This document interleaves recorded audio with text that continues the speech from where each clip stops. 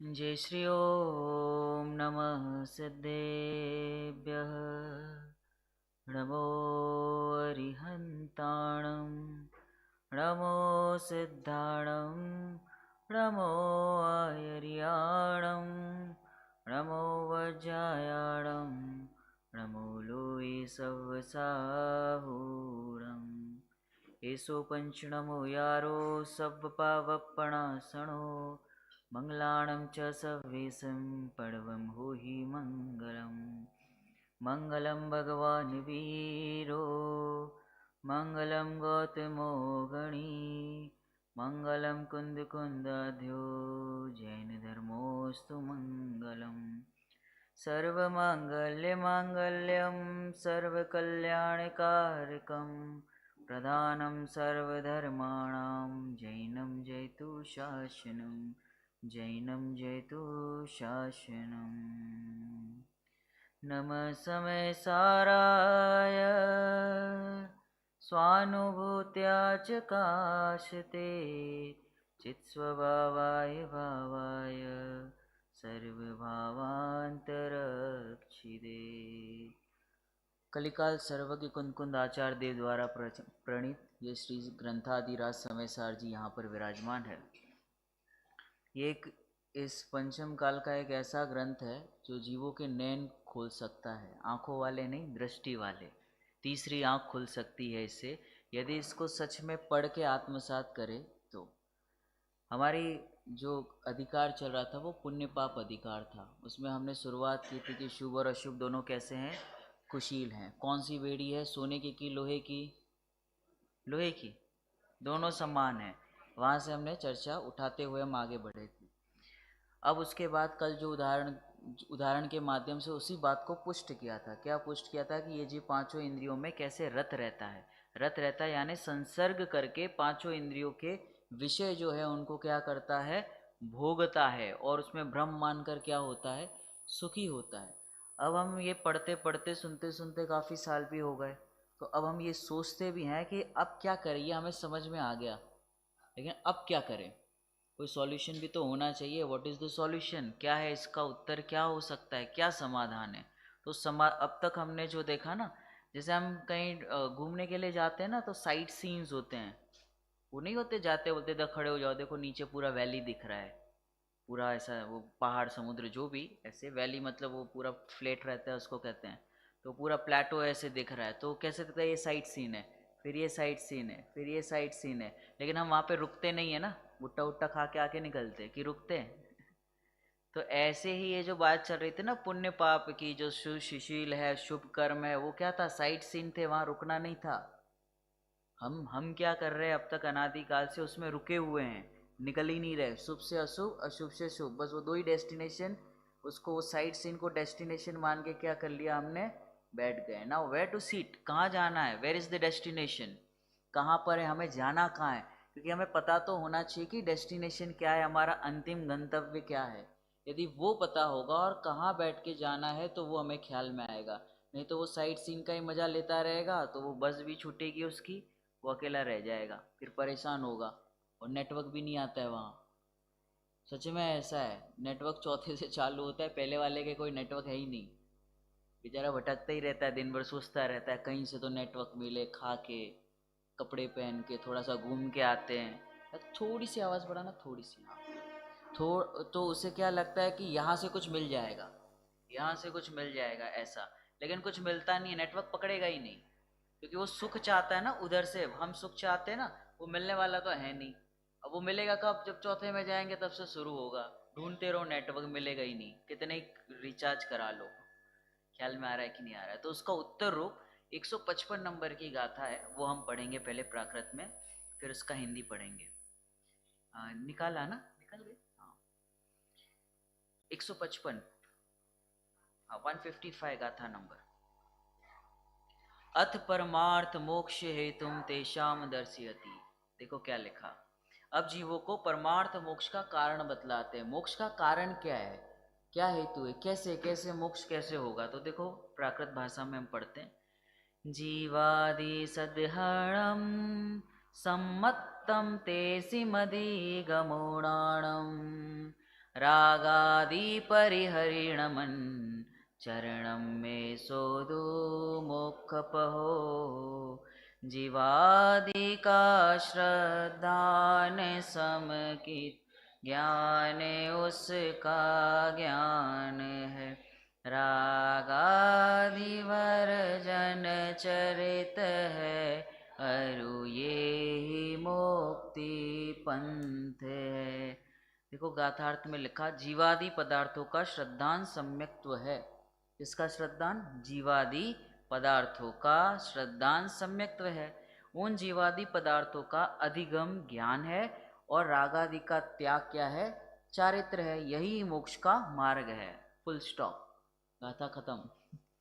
मोक्ष की शुरुआत यही, मोक्ष का यही मोक्ष मार्ग है। बस इतना कह के खत्म कर दिया। अब टीका में और भी बातें आई हैं, भावार्थ में और भी बातें, बट इसके गाथा का हम अर्थ समझते हैं। देखो क्या लिखा, जीवों को परमार्थ मोक्ष का कारण बतलाते। तो मोक्ष का कारण क्या है? क्या लगता है आपको मोक्ष का कारण क्या होगा? क्या है मोक्ष का कारण? सात तत्व का श्रद्धान और सम्यक दर्शन ज्ञान चारित्राणी मोक्ष मार्ग और स्वपर का भेद विज्ञान, देवसास गुरु का श्रद्धान, आत्मा का श्रद्धान। हो गया, अपना कोर्स इधर ही है, चार हुए खत्म।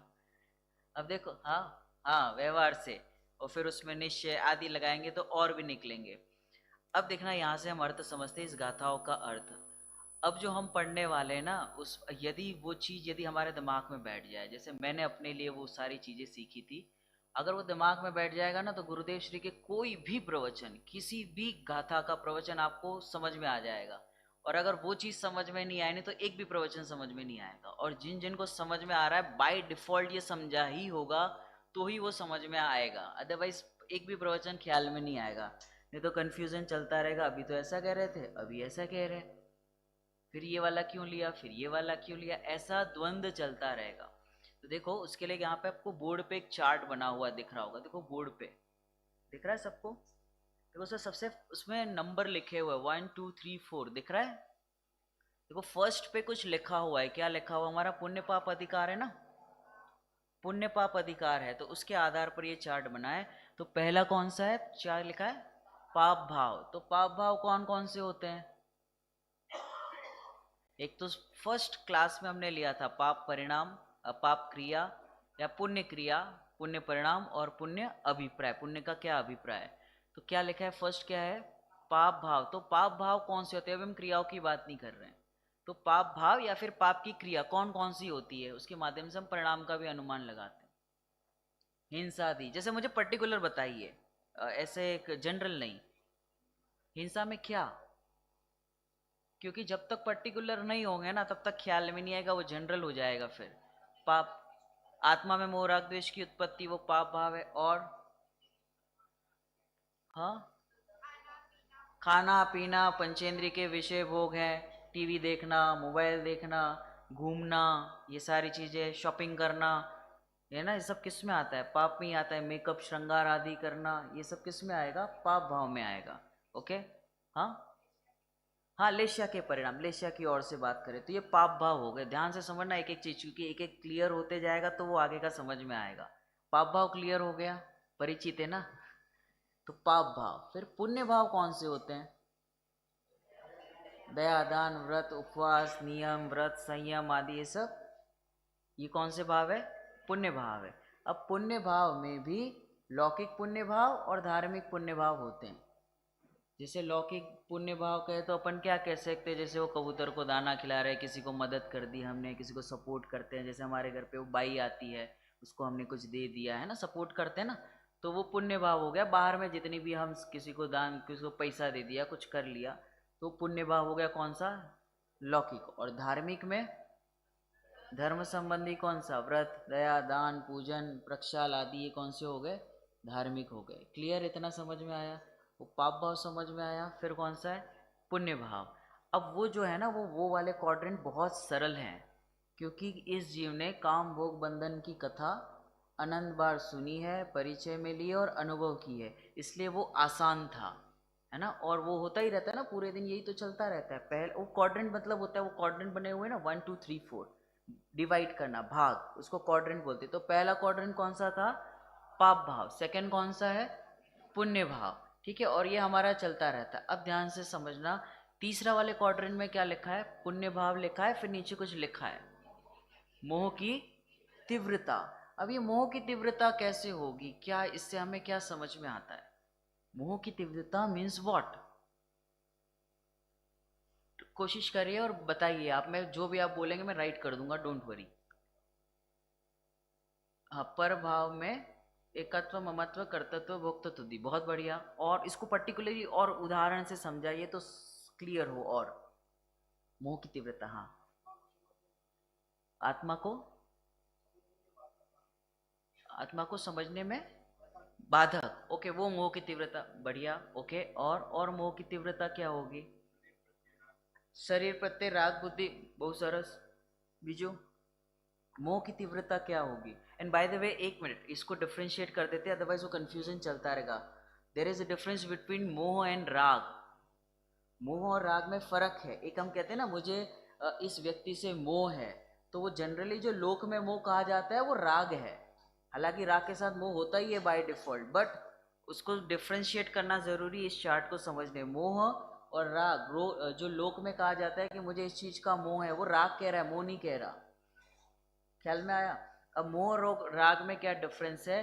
तो मोह जो होता है वो श्रद्धा में आएगा, और राग जो है वो चारित्र जनित दोष है। राग चारित्र जनित दोष है और मोह श्रद्धा जनित दोष है। अब आपको थोड़ा सा और क्लियर होगा। तो वो जो फर्स्ट सेकंड क्वाड्रेंट है वो क्या है? वो चारित्र संबंधी है, पुण्य भाव और पाप भाव। अब क्या कहा कि पुण्य भाव तो लिया, पर पुण्य भाव के प्रति मोह की तीव्रता क्या होगी? अब पहले मोह की तीव्रता क्या होती है उसको समझते हैं। तो जो उत्तर दिया आशीष भाई ने भी कहा कि एकत्व, ममत्व, कर्तृत्व, भोक्तृत्व, बुद्धि, करेक्ट आंसर है। बट कैसे, कहाँ, कैसे होगा वो? क्योंकि ये तो हमने पढ़ा है ऑलरेडी यहाँ पर। बहुत बढ़िया, कि पूजन करके क्या मानना? शुभ भाव में संतुष्ट होना। वो हमारी, मैंने पूजा की, मैंने बोला, है ना, मैंने पद बोले, मैंने अर्घ चढ़ाए, है ना, ये क्या हो गया? मोह की तीव्रता। मोह की तीव्रता हुई ना, कि मैं मानता हूँ। और क्या मानता हूँ? कि वो सिर्फ क्रिया से नहीं, उसमें क्या मानता हूँ? धर्म मानता हूँ। धर्म छे नहीं, पर धर्म मानू छू, इसको क्या कहते हैं? मोह की तीव्रता। अब आप कहोगे कि फिर वो तो हम तो बढ़िया अच्छे से कर रहे थे, आप कह रहे हो मोह की तीव्रता, कषाय मंद नहीं थी क्या? तो वो जो मोह की तीव्रता थी ना, कि ये करने से मैं सुखी हो जाऊंगा, मुझे शांति मिलेगी। अब ध्यान से सुनना, वो क्या, हम क्या चाहते हैं? अब पूजन करके शांति नहीं मिलने वाली, और हम शांति चाहते। अब वहां पे क्या है? मोह तीव्र है। अब हम चाहते हैं ना पूजन करने से शांति, तो जो शांति मिली ना वो कषाय की मंदता वाली शांति थी। बट मैंने क्या एक्सपेक्ट किया था? कि मोह चला जाए, वैसी वाली शांति चाहिए जो 3 काल में संभव नहीं है। इसीलिए हम मंदिर जाते हैं तो हम नाराज होके लौटते हैं। रीज़न मैं अपने अपने अनुभव से बताता हूँ। जैसे मंदिर रोज जाते हैं, तो फिर मुझे एक दिन ऐसा लगा, यार मंदिर आके कुछ फायदा तो हो नहीं रहा, मतलब वो चीज़ नहीं मिल रही जो चाहिए मंदिर आके। फिर खूब दिमाग लगाया, तो क्या होगा क्या होगा, मतलब ऐसा भी नहीं है कि नहीं मिलती शांति, बट ऐसा भी नहीं है कि कोई आनंद आ रहा है। तो कहाँ फंसे हुए हैं हम? ये रोज जा रहे हैं, हाथ जोड़ जोड़ के वापस आते हैं, है क्या ये चक्कर? तो फिर उस पर दिमाग लगाया, तो ये चार्ट से समझ में आया कि वो जो मंदिर जाते हैं ना, वो कषाय की मंदता का भाव है। तो वहाँ कषाय मंद होती है, परिणामों में निर्मलता आती है, वो आदि अपन जो बोलते हैं। तो वो उतना हुआ, उतना काम तो वहाँ हो गया। बट मैं क्या चाहता हूँ मंदिर से? वो वाला सुख चाहता हूँ। कौन सा? अतीन्द्रिय वाला, जो मंदिर से नहीं मिलेगा। ये मंदिर तो फिर मंदिर की वो वाला आनंद तो नहीं मिलने वाला है ना। और मैं चाहता हूँ कि मंदिर जाके मुझे से आत्मानुभूति हो जाए, जो ऐसे नहीं होगी, वो मंदिर से नहीं होगी, है ना? ख्याल में आ रहा है कि नहीं आ रहा? तो वहां क्या होता है? जाके कषाय की मनता होती। तो फिर हम मंदिर क्यों जाते हैं? क्योंकि वो जो जिनेंद्र परमात्मा है, जिन दर्शन कर निज दर्शन पा, वो उसमें निमित्त बनेंगे। निमित्त भी कैसे बनेंगे? जब मैं उनकी जो मुद्रा है उनको निहारूंगा, कुछ निर्णय करूंगा, तब वो होगा। बट जब मंदिर जा रहे हैं तो कषाय की मनता पूर्वक ही जा रहे हैं, तो कषाय की मंदी हुई ना, तो उतनी ही शांति मिलेगी। मतलब 5 पापों से बच जाएंगे, बस इतना फायदा होगा, उससे अधिक कुछ फायदा नहीं होने वाला है। बट मैं क्या एक्सपेक्ट कर रहा हूँ? कि पूजन करके, व्रत करके, ये सारी चीजें करके वो कुछ आत्म शांति मिल जाए, जो पॉसिबल नहीं है। इसीलिए मेरे मोह की तीव्रता होती है मंदिर जाके भी। क्वेश्चन है मेरा आपसे, प्रश्न है इज इट पॉसिबल, क्या ये संभव है कि जो पाप भाव है वो रहते हुए मोह की तीव्रता हो? डिफरेंस समझ में आ गया ना? मोह की तीव्रता क्या होती है? एकत्व, ममत्व, कर्तृत्व, भोक्तृत्व बुद्धि, और उससे मुझे सुख मिल जाएगा ऐसा। और दूसरा जो फर्स्ट क्वाड्रेंट है वो क्या लिखा है कि पूर्ण पाप भाव, तो पाप भाव हो हमारे और साथ में मोह की भी तीव्रता हो। पॉसिबल है ऐसा? वो तो है ही ना, वो तो है ही, क्योंकि अगर पुण्य पाप के भाव रहेंगे तो मोह की तीव्रता तो बाय डिफॉल्ट होगी ही होगी। क्लियर? ये पहला क्वाड्रेंट है तो चौथा वाला होगा, तीसरा वाला होगा ही होगा। नाउ इज इट पॉसिबल कि कषाय मंद हो और मोह तीव्र हो? कषाय मंद हो और मोह तीव्र हो, ऐसा हो सकता है? जैसे किसी को गुस्सा आया तो दिख ही रहा है कि गुस्सा, अपन वो कहते हैं ना, स्टाफ को कहते हैं कि तेको पता नहीं चल रहा है, और अपन बोलते भी है गुस्सा नहीं करेंगे, काम ही नहीं करता है। मतलब वहां पे कषाय भी तीव्र है और मोह भी तीव्र है। कषाय तीव्र है वो तो प्रकट रूप से दिख रही है, गुस्सा आ रहा है। संकित भाई चार्ट समझना अल्टीमेट है, अगर ये समझ में आ गया ना कमाल हो जाएगा। तो वो जो कषाय तीव्र थी, और यहाँ पर क्या है, मोह भी तीव्र है। तो मोह क्या तीव्र है कि मैं गुस्सा करूंगा तो ये मेरी बात मान जाएगा, ये मेरा कहा हुआ मानेगा। तो ममत्व बुद्धि है ना उस चीज की, मेरा बोला हुआ माने। तो कषाय भी तीव्र और मोह भी तीव्र। दूसरा क्या कहा कि ऐसा पॉसिबल है क्या कि कषाय मंद हो और मोह तीव्र हो? कैसे? एक मिनट में एक एक, हाँ कौन बताएगा?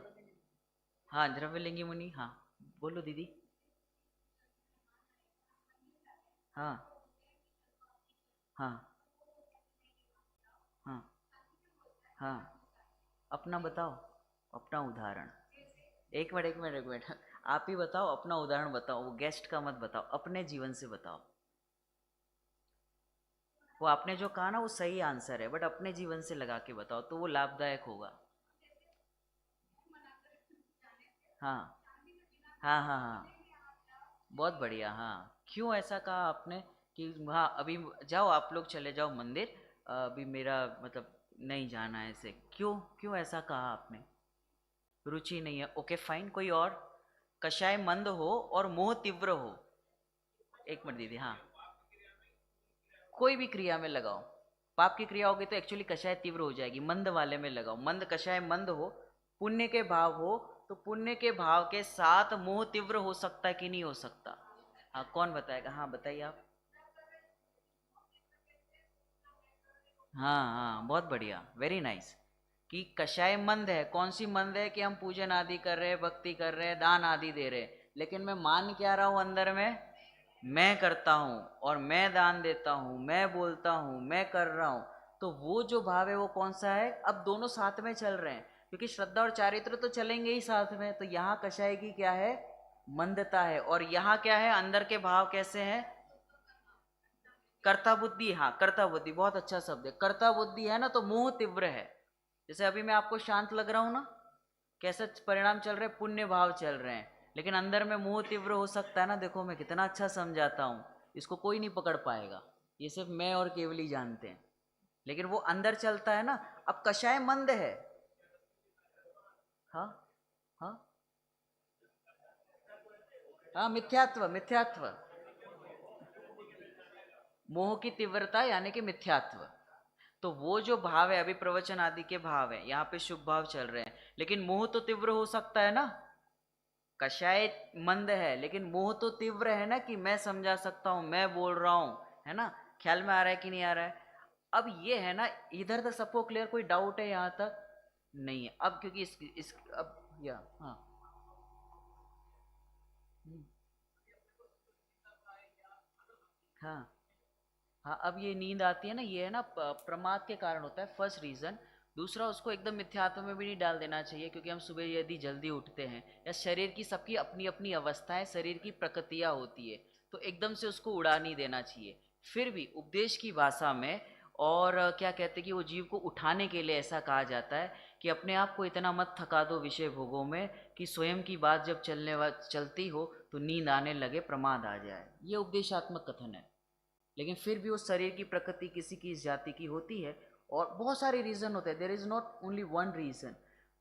अरुचि के कारण भी होता है ना? जो जिस चीज में हमें इंटरेस्ट नहीं होता वहां अपने आप अपने को प्रमाद आने लगता है, नींद आने लगती है। ऐसी बहुत सारे रीजंस है। एक ही रीजन को कभी सर्वथा नहीं मानना चाहिए, क्योंकि प्रवचन से है ना, क्योंकि एक चीज को मुख्य करके कहा जाएगा, हम उसको सर्वथा मान लेते हैं, जबकि ऐसा नहीं है, सब जीवों को अलग अलग अप्लाई भी होगा। नाउ जो पुण्य पाप है, पाप भाव है, ये सारा वो वाला जो क्वाड्रेंट है ना, कषाय की तीव्रता, अगर पाप भाव है तो वो जीव कहाँ जाएगा? पाप भाव करता है तो वो जीव कहाँ जाता है, कौन सी गति में? नरक गति या तो तिर्यंश गति, आड़े परिणाम करेगा, नरक और तिर्यंश जब निगोद साइड जाएगा। पुण्य भाव करेगा तो कहाँ जाएगा? कहाँ? हाँ, मनुष्य गति या तो देव गति में जाएगा। क्लियर है सभी को, कोई डाउट? अब मोह, हाँ हाँ, तिर्यंश में भी जा सकता है लेकिन गति में ही रहेगा। मोह तीव्र होगा तो कहाँ जाएगा? अब सोच समझ के जवाब देना। देखो वो वाला जो जीव था ना, कहाँ जा रहा है? मोह तीव्र वाला भी कहाँ जाएगा? वो चारों गति में जा सकता है। बहुत बढ़िया, थोड़ा सा सोचेंगे ना तो ऑटोमेटिक समझ में आएगा, क्योंकि मोह तीव्र के साथ कषाय मंद और तीव्र है ना। नाउ इट डिपेंड्स ऑन कषाय। मोह तीव्रता के कारण वो रहेगा चार गति में ही, लेकिन कषाय उसकी कैसी है, मंद की तीव्र, उस बेस पर डिसाइड होगा कि ये जीव कौन सी गति में जाएगा। क्लियर? मोह तीव्र रहेगा तो इससे ये फाइनल हो गया, रहेगा संसार में ही। अब उसके पाप भाव है तो वो अधोगति में जाएगा, तिर्यंश आदि गति या तो नरक गति में जाएगा। लेकिन उसके पुण्य भाव है, अच्छे भाव, दया दान व्रत आदि करता है, धार्मिक हो चाहे लौकिक हो, स्वर्ग में तो पहुंच जाएगा।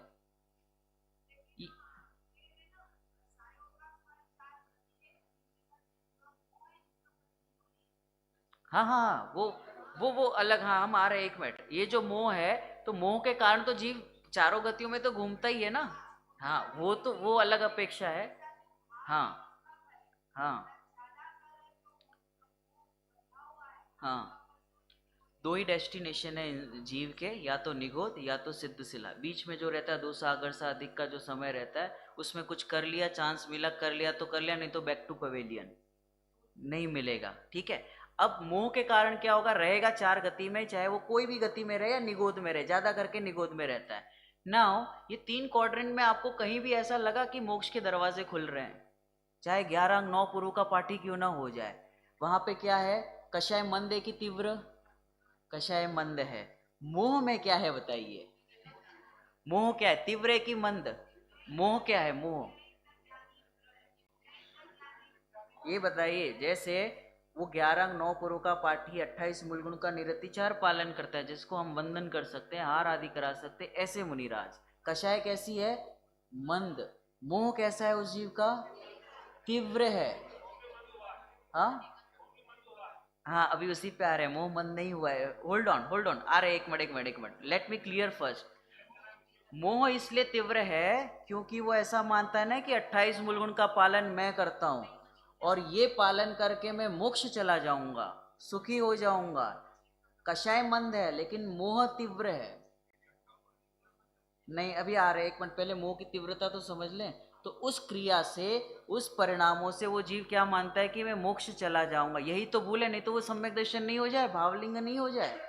वो क्रियाओं से ही सुख बुद्धि मानता है। जैसे हम षट आवश्यक में संतुष्ट हैं, वैसे वो 28 मूलगुण में वो जीव संतुष्ट होता है, प्रभावना आदि में वो संतुष्ट हो जाता है। अब वो कंफ्यूजन इसी हो रहा है, इसीलिए हो रहा है क्योंकि वो चौथा क्वाड्रेंट समझ में नहीं आया अब तक हमें। फोर्थ क्वाड्रेंट है मोह की मंदता। Now what is the difference between मोह की तीव्रता एंड मोह की मंदता? ये आपको थोड़ा सा दिमाग लगाना पड़ेगा। मोह की तीव्रता और मोह की मंदता।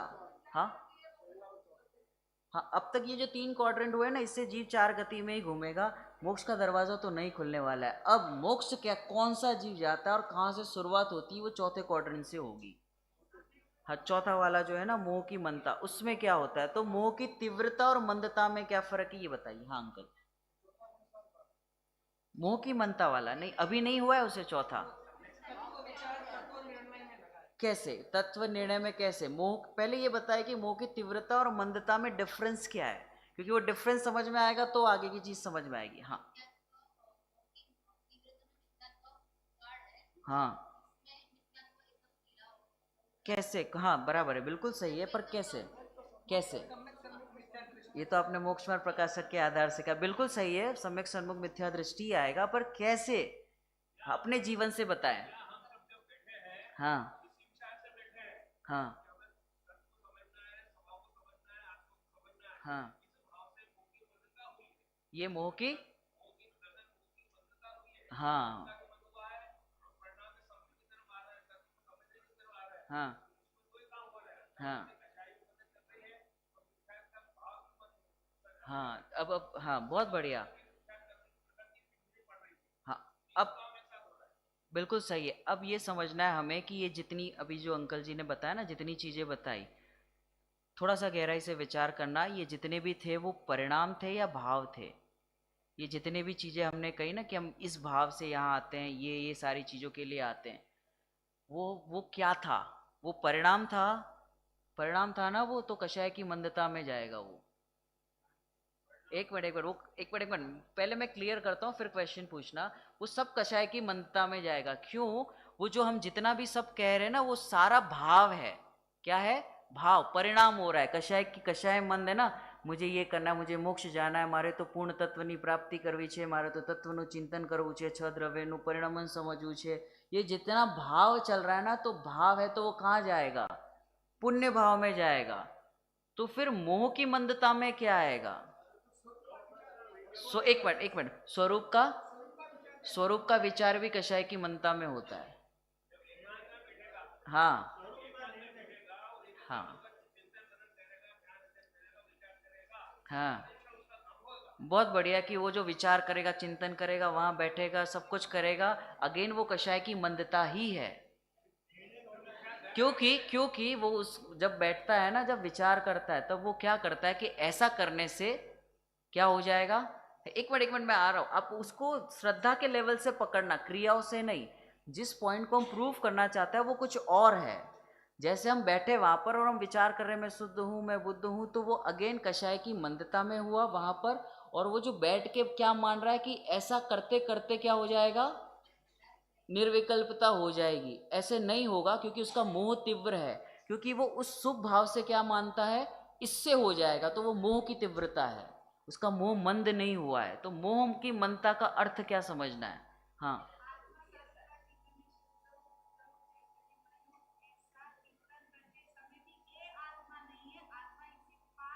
तो ये तो विचार हुआ ना, कषाय की मंदता। हाँ, तो अभिप्राय में क्या होगा? क्योंकि ये जो चिंतन है ना, सारा कषाय की मंदता में जाएगा। इसीलिए जीव तत्व विचार करते हुए भी सिर्फ स्वर्ग तक जाता है, मोक्ष के दरवाजे आज तक नहीं खुले। क्यों? 11 अंग 9 पुरों का पाठी होकर भी इतना सीखा। ये जितनी हम चर्चा कर रहे हैं वो नहीं समझता होगा, उसे नहीं पता चलता होगा कि मैं जो 28 मूल उनका पालन करता हूँ, ये भिन्न है, जीव तत्व भिन्न है, नहीं पता होगा। सारा विचार करने के बाद भी, उत्कृष्ट वेद विज्ञान करने के बाद भी कषाय की मंदता में जाता है। तो मोह की मंदता क्या है? क्योंकि जितना आपने कहा ना, वो सारा विचार है। हाँ, तो वो जो अभिप्राय आप कह रहे हैं ना, जो अभिप्राय में उसके है, उसके अभिप्राय में अभी नहीं है, वो चिंतन तक ही चल रहा है।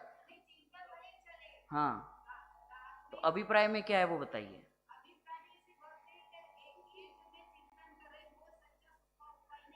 हाँ हाँ हाँ हाँ। हाँ, ये जो अभिप्राय है ना, इसको धारणा ज्ञान भी कहते हैं। बट अगर ना, अगेन आप इस एक मिनट, इसको आप अगर गहराई से विचार करेंगे ना, ये वापस से कषाय की मंदता में ही जाएगा। उसका रीजन है। हाँ, और तो मोह की मनता क्या है फिर, इस पे हम विचार करें। अब समझना, अब मैं क्लियर करता हूँ। हाँ हाँ, लास्ट ट्राई। देवांग भाई की मम्मी। हाँ, ओके ठीक है। हाँ, नज़दीक नज़दीक है। आप अहमदाबाद वाले रिक्शा में हैं, आसपास ही घूम रहे, वहीं पे है डेस्टिनेशन। ओके। हाँ हाँ। मैं शुद्ध ही हूँ, ऐसा क्या? ऐसा निर्णय, निर्णय कहाँ? क्योंकि निर्णय क्या कहाँ? क्योंकि जो कर रहे हैं ना, ये निर्णय मैं शुद्ध हूँ, बुद्ध हूँ, वो तो चिंतन चल रहा है, कषाय की मनता।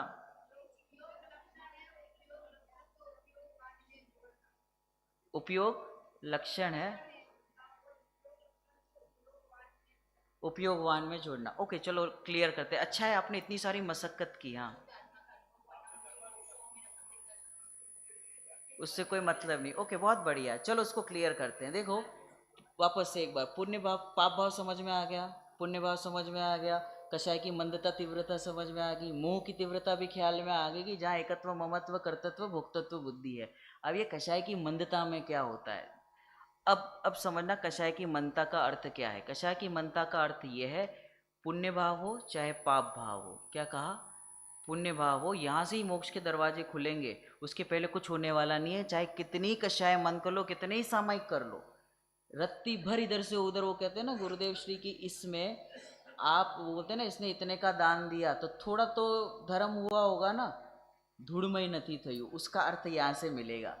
देखो वो कषाय की तीव्रता हुई चाहे मंदता हुई, और यहाँ मोह तीव्र होता है। अब कषाय की मंदता में क्या होता है, हमने जितना कहा ना, वो सारा जो चिंतन चलता है उस संबंधी, ये कषाय मैं नहीं, ये भाव मैं नहीं, ये सारा है ना, ये भी कषाय की मंदता में जाएगा। तो मोह की मंदता में क्या होता है, मोह की मंदता में चिंतन नहीं चलता, चिंतन जो चलता है वो कषाय की मंदता में चलता है। मोह की मंदता में ऐसा लगता है, नाउ बी केयरफुल, क्या होता है, लगता है, चिंतन चलता है, वो तो कषाय की मंदता हो रही है। मोह की मंदता में क्या, ऐसा लगता है, क्या लगता है कि ये वास्तव में सच में ये इस रूप, ये मेरे रूप नहीं होगा, ऐसा लगता है। जो चिंतन हो रहा है ना, वो तो कषाय की मंदता के फलस्वरूप हो रहा है। और मोह की मंदता में क्या होता है, उसे लगता है। लगना और चिंतन में फर्क है। जब जब चिंतन में चलेगा वो कषाय की मंदता में जाएगा, और जब जब ऐसा लगेगा, लगना चाहिए, और जो लगता है वो श्रद्धा जनित है, और जो चिंतन चलता है वो चारित्र जनित है। तो जब मुझे ऐसा समझ में आया पहली बार कि जिनवाणी से ज्ञान नहीं होता, तो वो चिंतन में चलाना तो कषाय की मंदता में गया। और जब मुझे ऐसा लगा, जब लगा, तो वहां से जो दर्शन मोनी कर्म है ना, वहां से ढीले पड़ते हैं। लगना चाहिए, चिंतन तक नहीं चलेगा, चिंतन तो अभी हम कर ही रहे हैं। अगर लगा नहीं होगा ना, यहाँ से बाहर जाएंगे, ट्रेन तक पहुंचेंगे, फिर लगेगा यार पैसा तो चाहिए, कुछ भी बोलो पंडित जी तो ठीक है, सच्ची बात बताते हैं।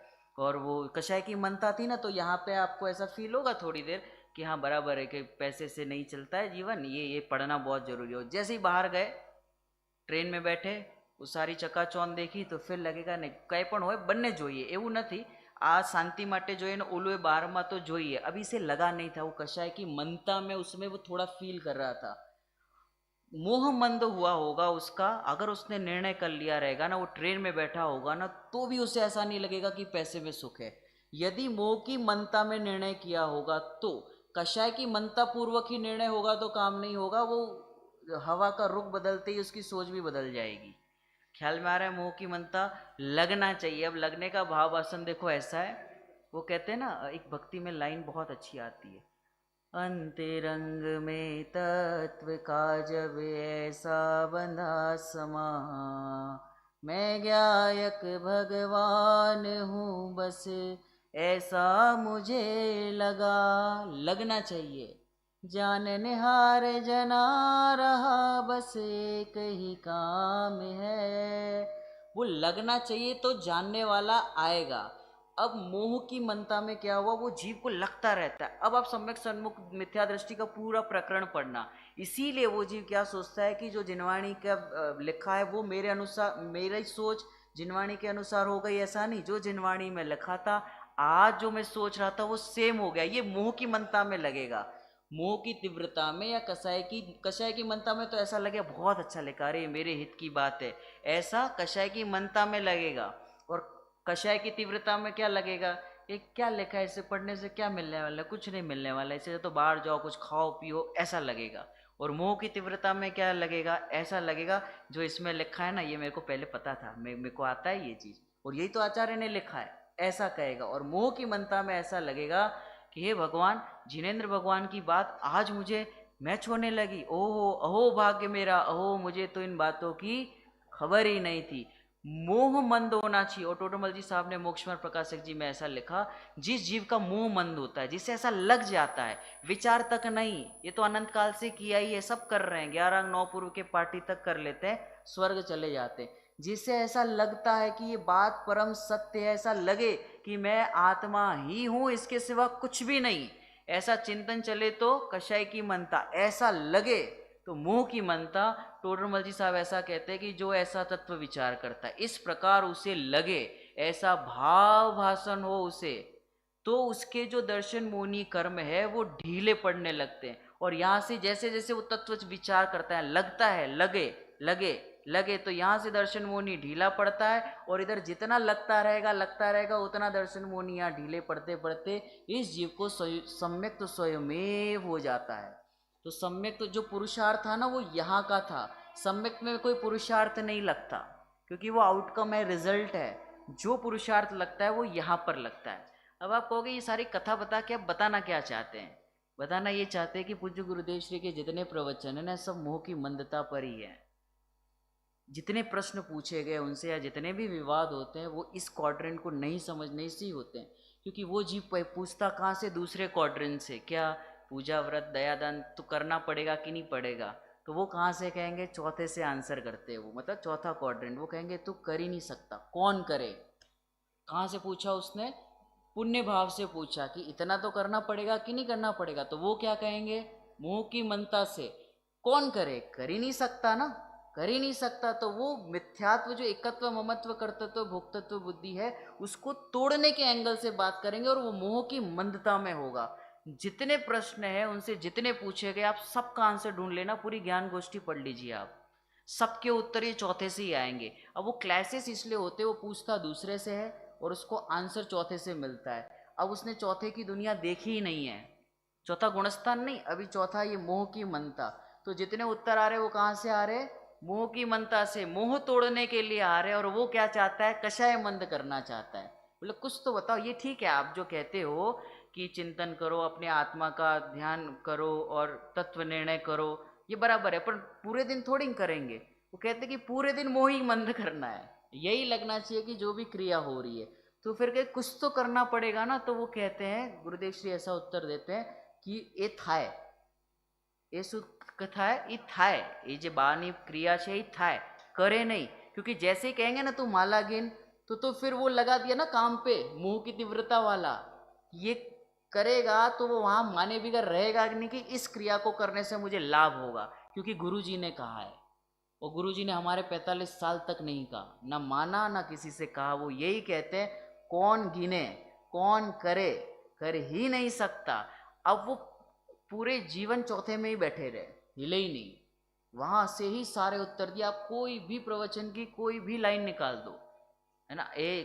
कल एक लाइन आई थी, एमा धर्म એ રાગ છે, રાગમાં ધર્મ નથી એવું લાગે, જે જીવને લાગે એ ધર્મી, વિચાર કરે એ કોણ? એની કશાય મંદ છે, એ મંદ કશાય છે, लागे ए धर्मी। और जिसको एक बार ये चीज लग गई है ना, कौन सी? ये कषाय मोह की मनता, ऐसा अंदर से लगे कि हाँ सात तत्व ही है, विचार नहीं। विचार तो इस जीव ने अनंत बार किए, इसमें कोई दम नहीं है। और हम कहाँ कहाँ जाके आगे पंच परावर्तन किए। इस बार इस भाव में मुझे ऐसा लगना चाहिए कि मैं आत्मा ही हूँ। और ऐसा लगते लगते लगते यहाँ दर्शन मोनी ढीला होने लगेगा, और दर्शन मोनी ढीला होते होते वो उस पर फोकस नहीं करना है अभी, नहीं तो वो बार बार चेक करेगा कितना हुआ होगा। ऐसे नहीं होता। यहाँ जितना वजन देंगे वो उसका काम वो करता रहेगा, उसमें जैसे वो उपयोग क्रोध में नहीं है, ऐसे ही उसमें नहीं है, निमित्त नैमित्तिक संबंध है, उस पर फोकस ही नहीं करना। कहाँ फोकस करना है?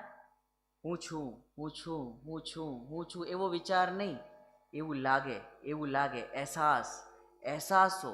जैसे इसको कैसे समझने में आएगा, जैसे किसी महिला को पुत्र होने वाला हो, और उससे पहले तो ऐसा चिंतन में चलता है ना कि मैं माँ बनूंगी, मैं माँ बनूंगी, मैं माँ बनूंगी, तो 9 महीने तक चलता रहता है, तो वो मंद कषाय समझना।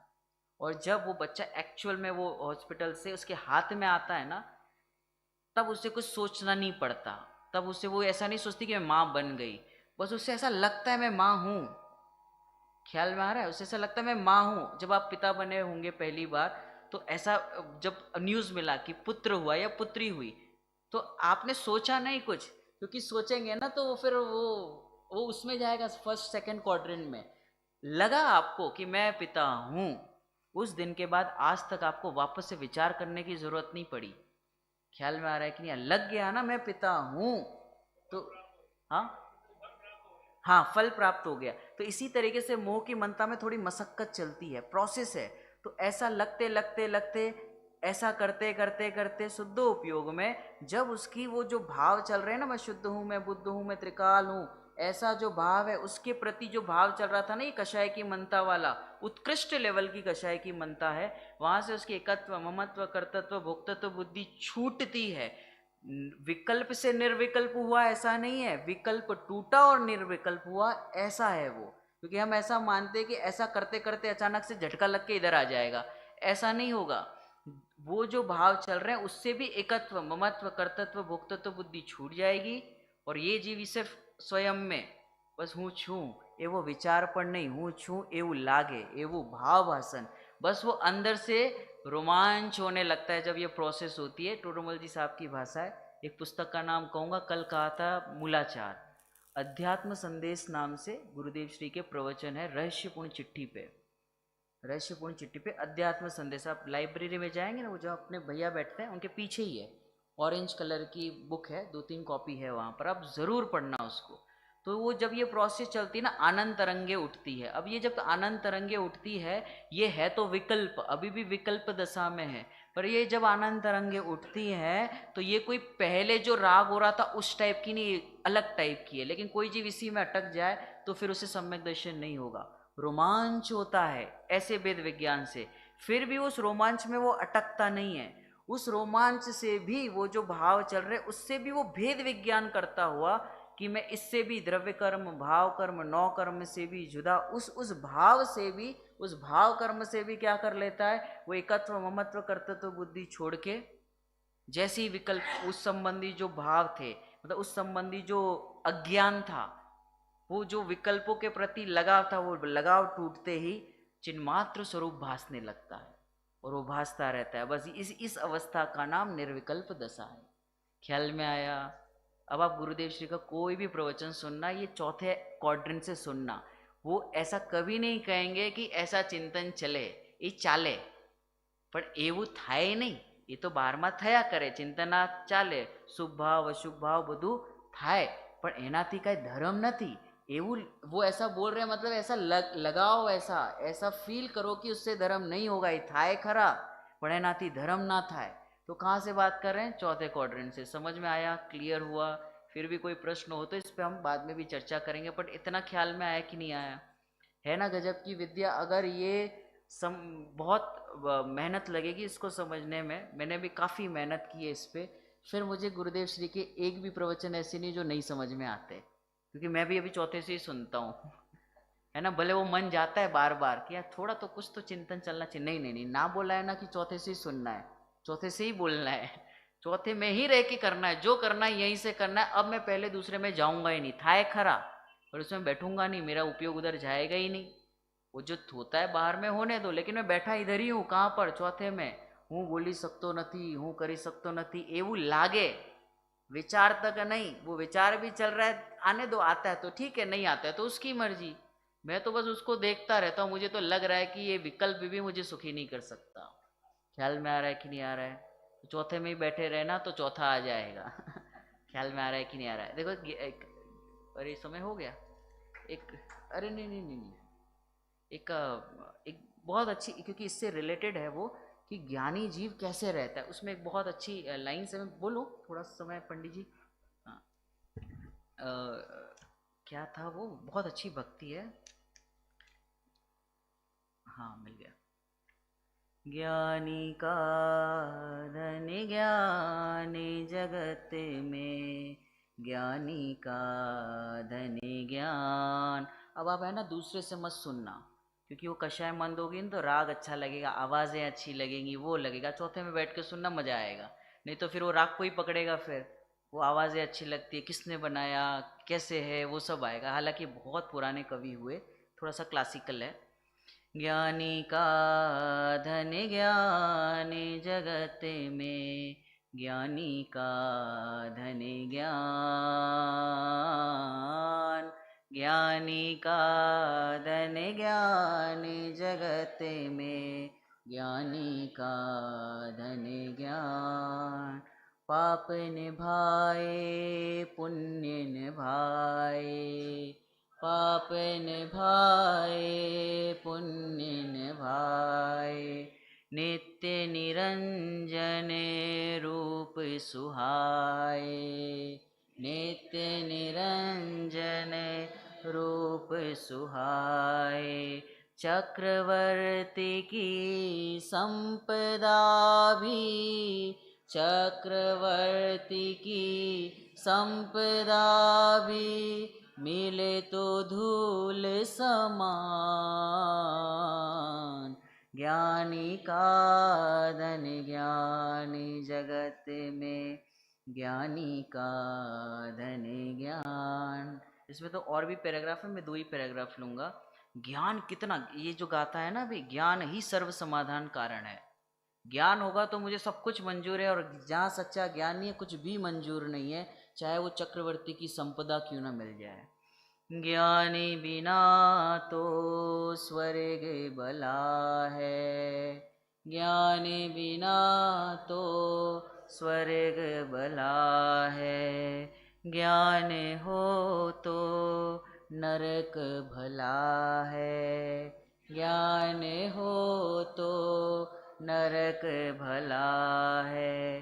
कर्म शैल के चूर करने को, ज्ञान ही वज्र समान। ज्ञानी का धन ज्ञान जगत में, ज्ञानी का धन ज्ञान। सब कुछ लूट जाए तो लूट जाए, मेरा ज्ञान धन कभी नहीं लूटता, इसको कोई चुरा ही नहीं सकता। जब देख ही नहीं सकता तो चुराएगा कैसे। इसलिए हमारे गुरुदेव श्री का आज तक किसी ने कुछ बिगाड़ नहीं पाया, ना कभी बिगाड़ पाएगा, क्योंकि उन्होंने जिस ज्ञान धन को जो था वो उनके साथ ही चला गया। अब तो जो जगत है वो केवल बातें करता है। जैसे महावीर भगवान के समय पे भी बहुत सारे लोगों ने कमेंट तो किए ही होंगे, जैसे मारीची ने चलाए, तो वो अब उनको कोई नहीं जानता, इतिहास के किसी पन्नों में उनका नाम भी नहीं है। मतलब जो ज्ञानी जीव होते हैं उनके तो इतिहास में नाम भी होते हैं, उनको लोग प्रेरणा भी लेते हैं, कमेंट करने वाले किसी पन्ने पर दिखाई नहीं देते। अंतिम पैराग्राफ है कि ये ज्ञान को कैसे पकड़ के रखे, तो उदाहरण आया इसमें, जैसे वो कुएं पे एक महिला जो होती हैं वो कैसे जाती हैं, वो पानी लेके आती है और घड़े रखती है सर पर, और वो बातें करती करती जाती है, फिर भी उनके घड़े नहीं गिरते। ऐसी ज्ञानी की परिणति होती है। क्या लिखा देखो, ज्ञान को धारे ज्ञान का धारी, ज्ञान को धारे ज्ञान का धारी। जो सिर गगरी धरे पनिहारी, जो सिर गगरी धरे पनिहारी।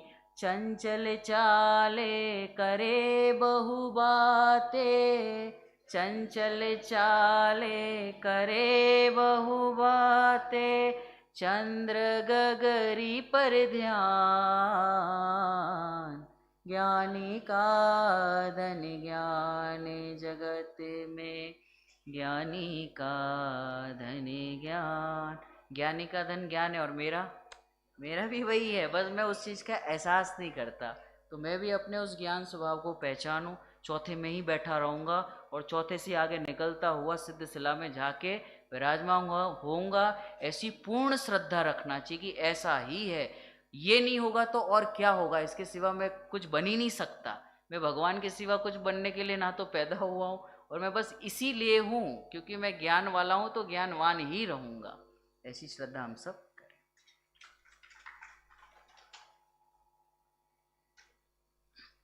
क्षमा करना, 5-6 मिनट ज़्यादा हो गए।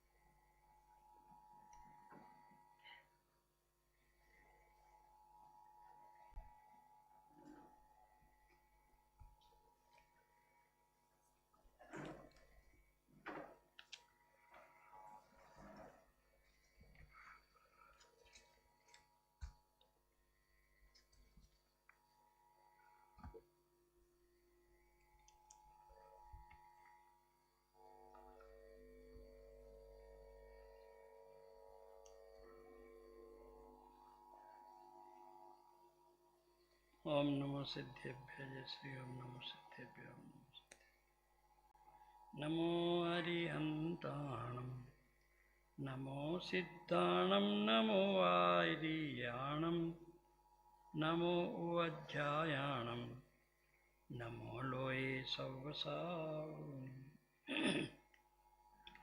ओंकारं बिंदुसंयुक्तं नित्यं ध्यायन्ति योगिनः कामदं मोक्षदं चैवे ओंकाराय नमो नमः। मंगलम भगवान वीरो मंगलम गौतमो गणी मंगलम कुंकुंदार्य विजेन्द्रमस्तु मंगलम सर्वमंगल मांगल्यम सर्वकल्याणकारकम प्रदानम सर्वधर्मानां जैनम जेतु शासनम जैनम जेतु। निज स्वरूप को परम रस जामे भरो अपार बंदो परमानंदमय समय सार। श्री समय सार जी परमागम कर्ता कर्म अधिकार गाथा नंबर 78 79 पेज नंबर 145 146। अपनी चर्चा पिछले दिनों से कर्ता कर्म अधिकार के माध्यम से गाथा नंबर 75 से प्रारंभ हुई थी। गाथा नंबर 75 में आचार्य भगवान ने ये जीव ज्ञानी कब होता है, किस प्रकार से होता है, वो बात कही कि जो कर्म का परिणाम मोह राग द्वेष सुख दुख आदि जो अंतरंग आत्मा में उत्पन्न होते हैं, ये सब क्या है, कर्म के परिणाम हैं। और नो कर्म का परिणाम जो स्पर्श रस गंध वर्ण आदि उद्गल के गुण हैं, उनका परिणमन है, वो नो कर्म का परिणाम है। ऐसे कर्म के परिणाम मोह राग द्वेष आदि परिणाम सुख दुख के और स्पर्श रस गंध आदि नो कर्म के परिणाम, इनको जो करता नहीं है मात्र इनको जानता है, ऐसा मात्र जानने वाला ज्ञानी होता है। इनको करने वाला अज्ञानी रहता है। जैसा कि 19 नंबर की गाथा ने कहा ना, कर्म और नो कर्म मैं हूँ, ये मेरे हैं, मैं इनका हूँ, ये मेरे हैं, है ना। तो ऐसी मान्यता जिसकी रहती है वो अज्ञानी रहता है।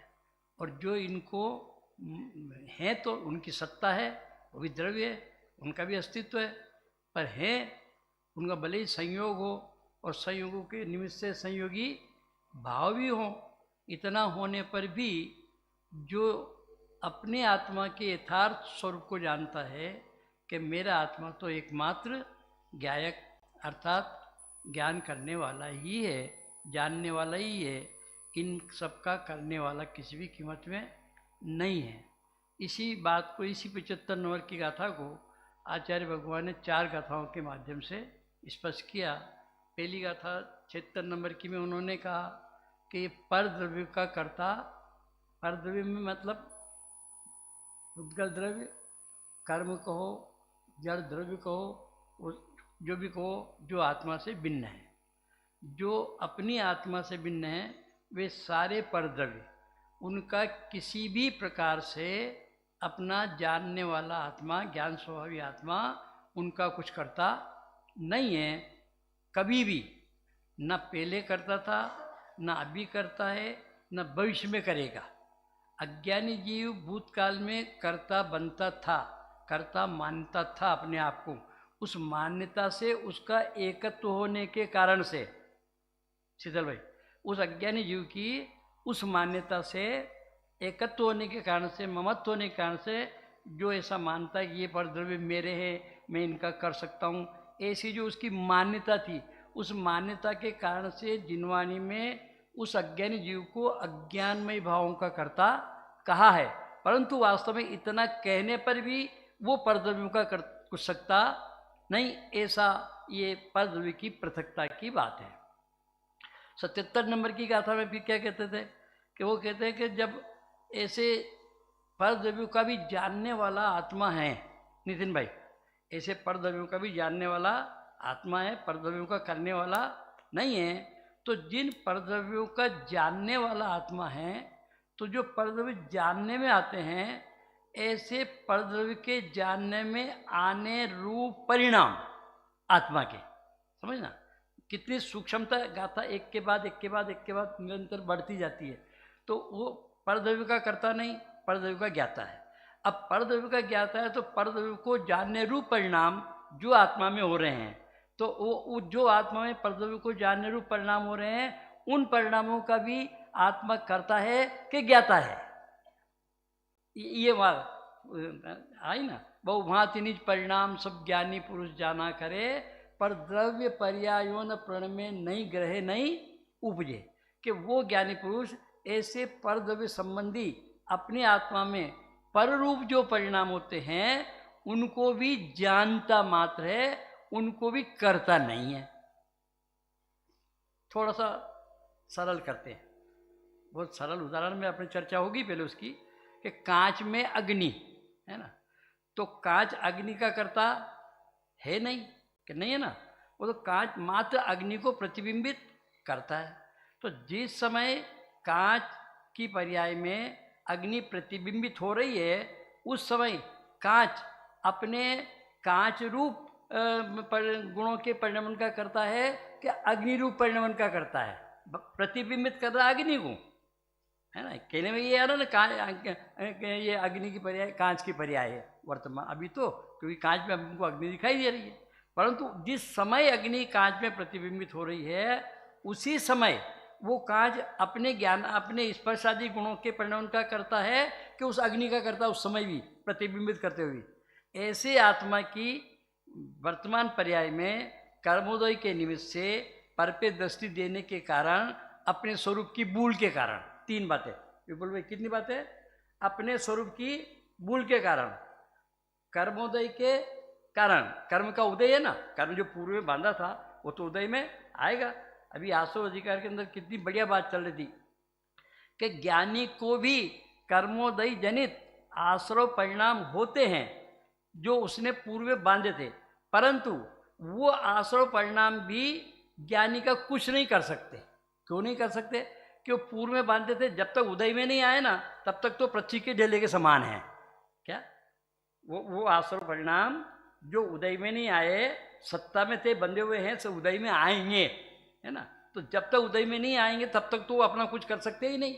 तो जैसे पृथ्वी का ढेला वहाँ पड़ा है तो पड़ा है, वो अपना कुछ नहीं कर सकता, है ना। तो तब तक वो कुछ नहीं कर सकते। और जब उदय में आवे, यदि आत्मा उससे अपना उपयोग जोड़े तो वो कुछ उदय में आया हुआ कहने में आते हैं।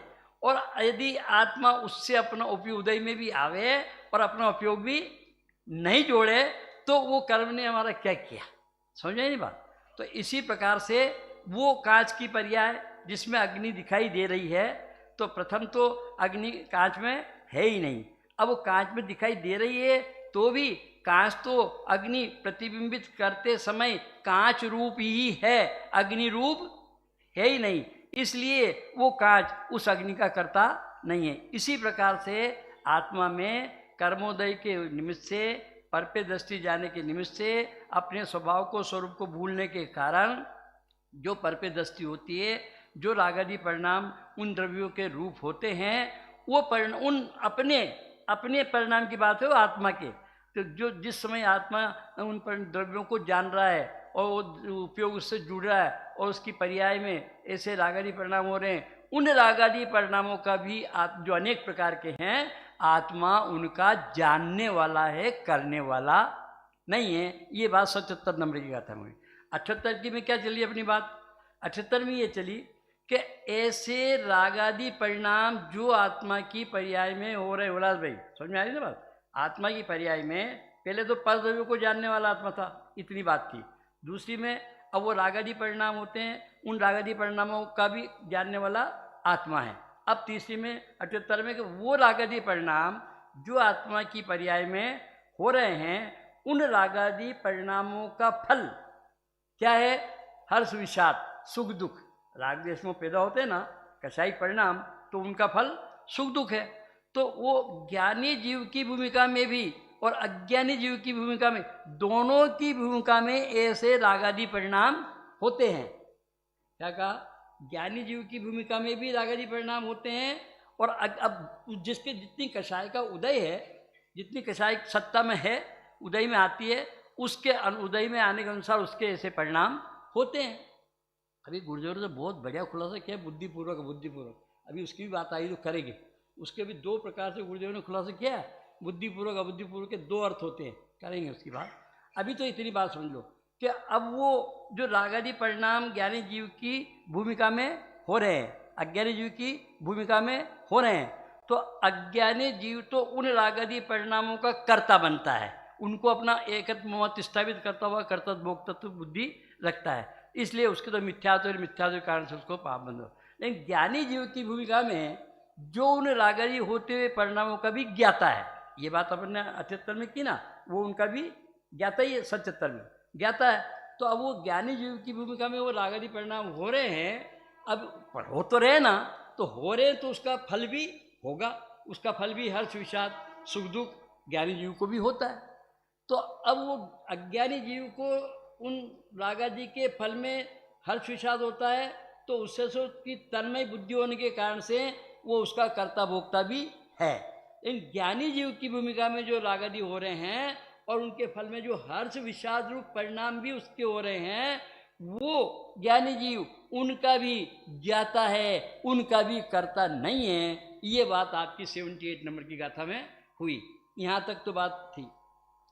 अब 79 में क्या कहते हैं आचार्य भगवान कि जो पुद्गल द्रव्य है, ये तो अभी तक बात जीव की तरफ से थी कि जीव इन सबको जानने वाला है, इन सब का करने वाला नहीं है। किन सब का? परद्रव्यों का और प्रभावों का, और क्या नाम से प्रभावों के फल में उत्पन्न होने वाले सुख दुख आदि का, इनका करने वाला जीव नहीं है। जीव तो अपने ज्ञान जानन क्रिया का ही करने वाला है ना, इसके अलावा कुछ आत्मा ज्ञान के अलावा कुछ करता ही नहीं। ये सोना बैठना उठना चलना फिरना बोलना सोचना, ये कुछ परिणाम जीव के नहीं है, जीव की पर्याय में होते हैं, पर जीव से नहीं होते हैं, जीव नहीं करता है। क्या जीव की पर्याय में तो होते हैं, लेकिन जीव से नहीं होते, जीव नहीं करता। तो अब अजीव की बात करते हैं, परद्रव्य की बात करते हैं कि वो परद्रव्य जो जानता नहीं है, वो परद्रव्य जो जानता नहीं है, वो परद्रव्य भी जीव का कुछ नहीं कर सकता। ये 79 गाथा में कहते हैं। देखो इसको पढ़ के और इसकी थोड़ी अपन संक्षेप में बात उसकी करेंगे। न विपर्णम दीन गिण जीव उपज दीन परद्रव्य पद जाए, नानी जानंतो विहु भोगल कम फलम अनंतम, पुद काल कर्म का फल अनंता, ज्ञानी जन जाना करे पर सॉरी हाँ 79, ये तो 78 निकल गई थी। हाँ इसका हिंदी ले लेते सीधे ही। इस भांति पुद्गल द्रव्य भी निज भाव से ही परिणमे, पर द्रव्य पर्या यो न प्रण में नहीं ग्रहे नहीं। इस गाथा में आचार्य भगवान निमित्त निमित्तिकता का खुलासा करते हैं। क्या करते हैं कि जिस समय, सुनना गंगवा साहब, जिस समय ये जीव राग द्वेष मोह रूप परिणमित होता है, अर्थात इसकी पर्याय में जब राग द्वेष परिणाम होते हैं, उन राग द्वेष पर्याय के होने में, परिणामों के होने में कर्मोदय निमित्त है कि कर्मोदय के निमित्त से वो परिणाम राग द्वेष मोह के होते हैं। समझ में? जिनके कर्म का उदय ही नहीं है उनके राग द्वेष होते ही नहीं है, अथवा जिनके कर्म का उदय तो है लेकिन उस पर उनकी दृष्टि उपयोग नहीं है, तो उनके भी राग द्वेष मोह नहीं होते हैं। लेकिन जिन जीवों के होते हैं उनके वो कर्मोदय निमित्त कहने में आते हैं, कर्म होने का। लेकिन वास्तव में कहते हैं कि वो कर्म भी जीव, गुरुदेव ने पूरा इस पर बहुत जोर दिया है कि वो कर्म भी जिनके उदय के निमित्त से जीव की अवस्था में राग द्वेष में होते हैं, वो भी राग द्वेष नहीं कराता, वो भी राग द्वेष का करता नहीं है। क्या करें? जिन कर्मोदय के निमित्त से, मैं विपुल भाई के कहने से देवलाली में आया, क्या तो ये कहने में तो बात आती है, सबको दिखता तो यही है कि साहब कमल जी विपुल भाई के कहने से आए, लेकिन कमल जी विपुल भाई के कहने से आए, ये व्यवहार में कथन होता है, लोगों को दिखाई देता है, पर इनके कहने से नहीं आए।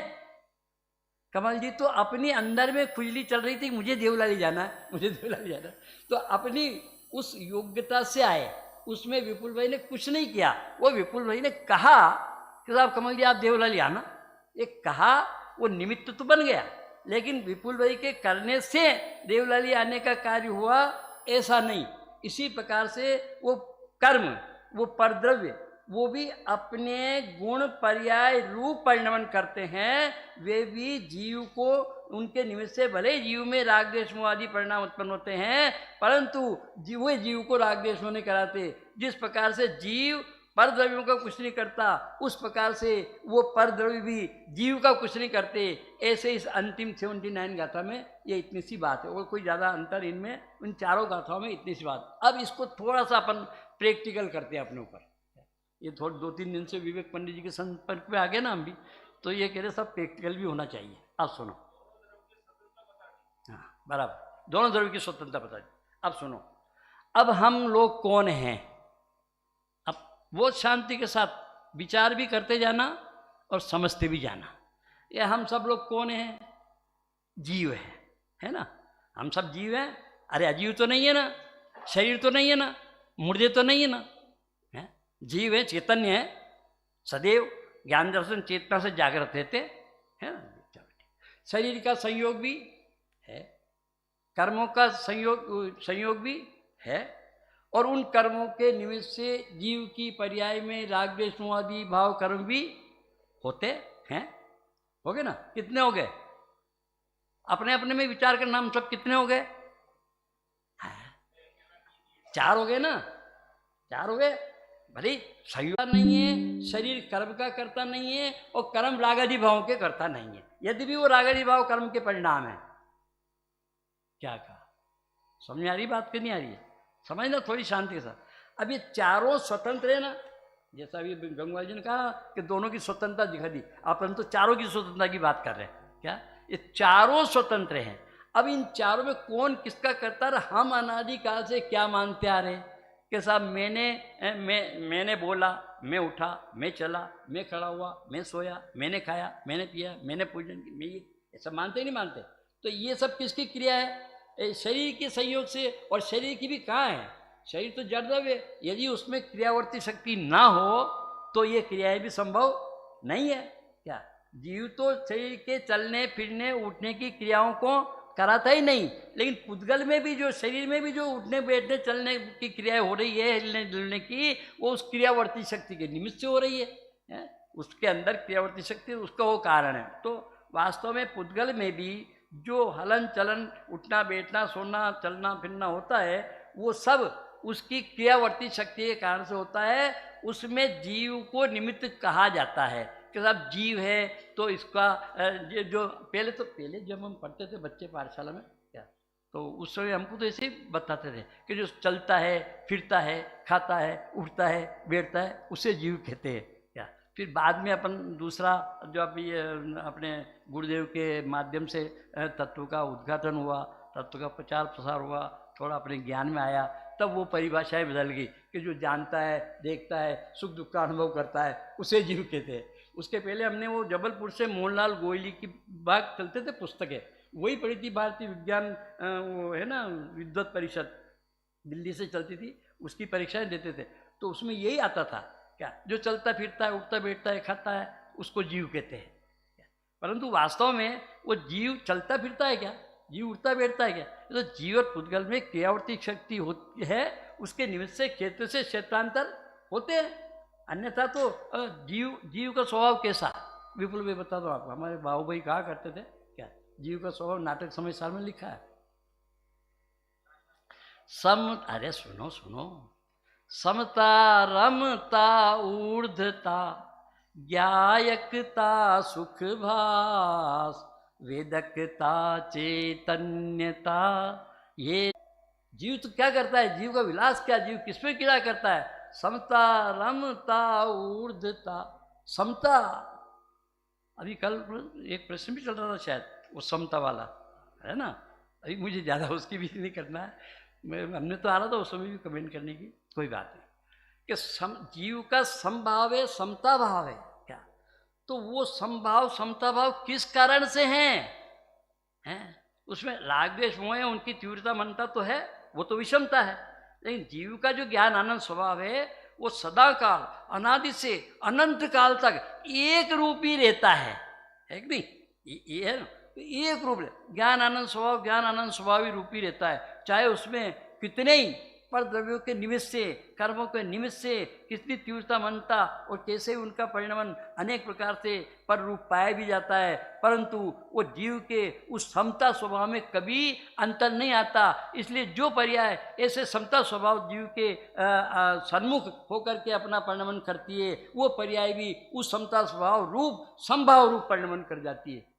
ये डॉक्टर साहब ने इसलिए लिखा, संभाव समता भाव जिनका जगत में विख्यात है, महावीर स्वामी की वंदना में, और उसमें लिखा। तो बात क्या चल रही है अपनी कि वो जीव का स्वरूप कैसा, कि समता रमता। रमता माने क्या? रमता माने लीनता, अनुभव करना, मग्न रहना, अपने में तन्मय रहना। हम तो नहीं रहते अपने में, हम तो पर में तन्मय रहते हैं संसार से। अरे जीव सदा काल अपने स्वभाव को नहीं छोड़ता, स्वभाव रूप ही परिणमन उसमें होता है, और एक विभाव का एक समय के लिए सद्भाव जरूर पाया जाता है, बाकी दूसरे समय में वो अपने आप दूर हो जाता है, तो स्वभाव रूप ही रहता है। उसे मुझे तो बहुत बहुमान आता है उस 17-18वीं गाथा की टीका पर कि अनुभूति स्वरूप भगवान आत्मा आबाल गोपाल सभी को सदा स्वयं से अनुभव में आते हुए भी, ऐसा वाक्य, सभी को सदा काल आबाल गोपाल सबको अनुभूति स्वरूप भगवान आत्मा अनुभव में आते हुए भी, अब वो आगे की बात है क्या, परंतु वो ऐसा वस्तु का स्वरूप है, तो जीव सदा समता भाव रूप है, अपने अनुभव में लीन सदा काल अनुभूति होती रहती है। समता रमता ऊर्ध्वता, और जीव का स्वभाव कैसा, वो कल शीतल भाई बता रहे थे ना, वो मोड़े हुआ करना, वो जीव कभी एक जगह एक स्थान को छोड़कर दूसरे स्थान पर जाता है, निगोद से छोड़ के रस नाली में आता है, बताता ना वो चित्रित आपने, है ना, वो उसमें आता है, तो वो मोड़े लेता है कि उधर से इधर आया, इधर से इधर गया, इधर से इधर आया, ऐसे करता ना वो 3 मोड़े लेता है। तो वो ये मोड़े लेना ये जीव का स्वभाव नहीं है, ये जीव का विभाव है, संसार दशा में होता है, और जीव तो सदैव ऊर्ध्वगमन स्वभाव करता है। तो जहाँ से शीतल भाई वो जीव छूटता है ना, निगोद से भी भले यहाँ से जाओ कि यहाँ से जाओ, तो पहले वो एकदम ऊपर की तरफ ही जाएगा, फिर वो कर्मोदय के कारण, कर्म के निमित्त के कारण, फिर वो इधर इधर इधर ऐसे फिर वो मोड़े लेगा। उसमें कर्म का उदय, कर्म का साथ उसके लिए मतलब वो इस क्रिया में साथ होता है। बाकी अन्यथा जीव तो स्वभाव से ही, उसमें मोक्ष तत्पर सूत्र में 10वें अध्याय में उन्होंने लिखा ना, वो अग्नि की शिखा, अरंड का बीज, कुमार का चक्र, ये सब ऊपर की ओर ही जाते हैं। ऐसे जीव ऊर्ध्वगमन स्वभावी है, सदा काल ऊपर ही ऊपर जाता है, कभी जीव नीचे नहीं जाता। वो तो कर्मों के कारण, कर्मों के साथ होने के कारण, कर्मों के भार के कारण, ये भी और भी कई बातें हैं, कार्य एक होता है, कारण अनेक होते हैं, लेकिन उसमें कार्य एक होता है, कारण अनेक होते हैं, परंतु इतना होने पर भी कार्य का नियामक कारण तो एक ही होता है। कारण अनेक होने पर भी कार्य का नियामक कारण एक ही होता है। तो ऐसे वास्तव में जीव का मुख्य स्वभाव तो ऊर्ध्वगमन स्वभाव करना है, समता रमता ऊर्ध्वता ज्ञायकता सुखभास। बहुत गजब बात, जीव तो सदा ज्ञायकता लिए हुए ही है, ये उसकी विशेषता है। ता क्या है विवेकी, ये ता क्या है बोलो, ये ता प्रत्यय है, और प्रत्यय द्रव्य शब्द की, उस शब्द की विशेषता को बताते हैं। तो ता जैसे अधिक, अधिकता, भाव, भावकता है ना, ऐसे ऐसे वो ज्ञायकता। तो ज्ञायकता माने जीव के अंदर निरंतर जानन जानन जानन जानन जानन जानन जानन जानन जानन क्रिया चलती रहती है, इसका नाम ज्ञायकता। तो ऐसी ज्ञायकता जीव में निरंतर चलती रहती है, हर समय। एक समय ऐसा नहीं आता जब जीव अपने ज्ञायक की क्रिया को जानन क्रिया से कभी पृथक होता हो या छूट जाती हो, कभी नहीं। ज्ञायकता, सुखभास, और जहाँ ऐसा ज्ञान है वहाँ आनंद है।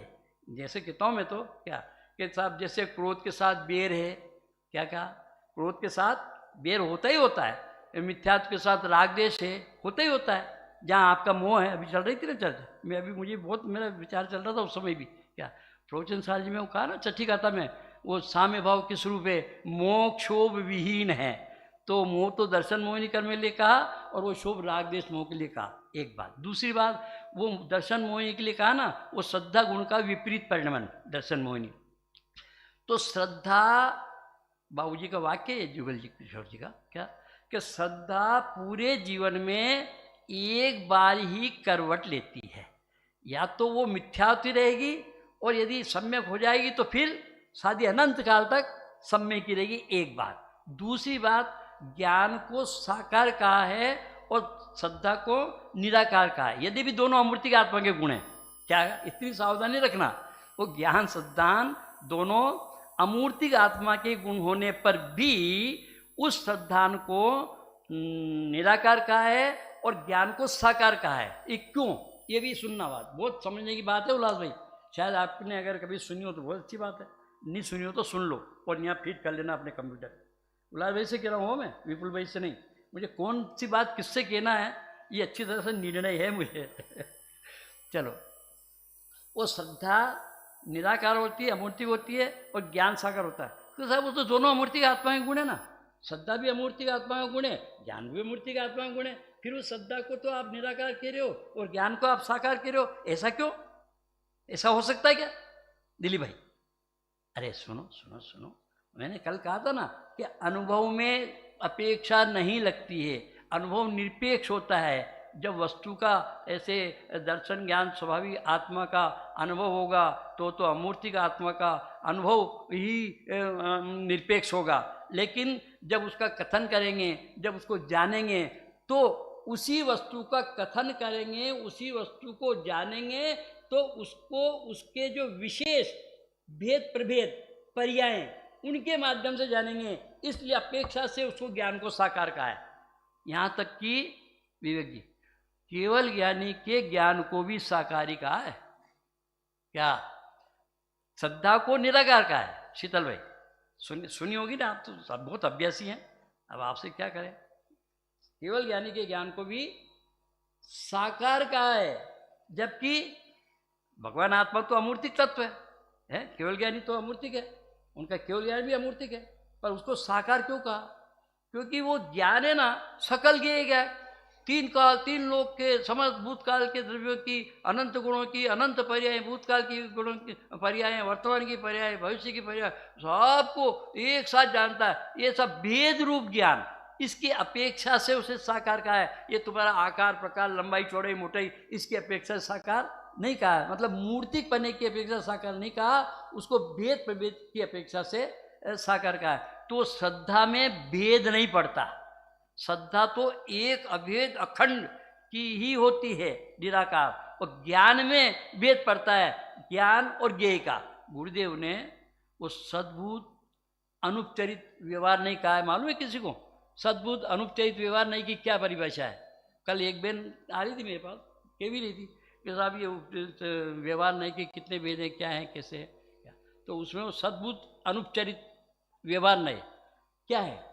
गुरुदेव ने इसको किसको कहा?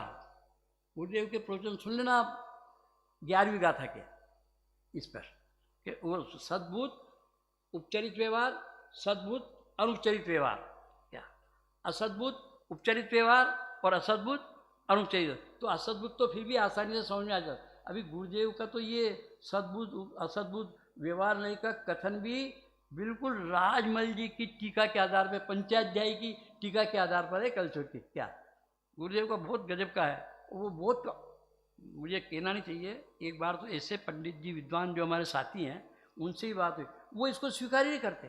वो तो इस असद्भुत व्यवहार को ही, सद्भुत में अब वो चर्चा का विषय नहीं है, पर इतनी बात कर रहा हूँ कि वो सद्भुत अनुपचरित व्यवहार किसको कहा, किसके ज्ञान में बोलो, कौन बोलेगा? जो बोलेगा गारंटी से वो 2-3 भव में मोक्ष में जाएगा। हाँ क्या बात करते हो, आपके पास गारंटी? हाँ मेरे पास गारंटी। क्यों है? गुरुदेव को सबने सुना होगा ना, अब गुरुदेव के प्रवचन की बात बता रहा हूँ मैं, 11वीं गाथा की। अब तो बोलो क्या बता रहे?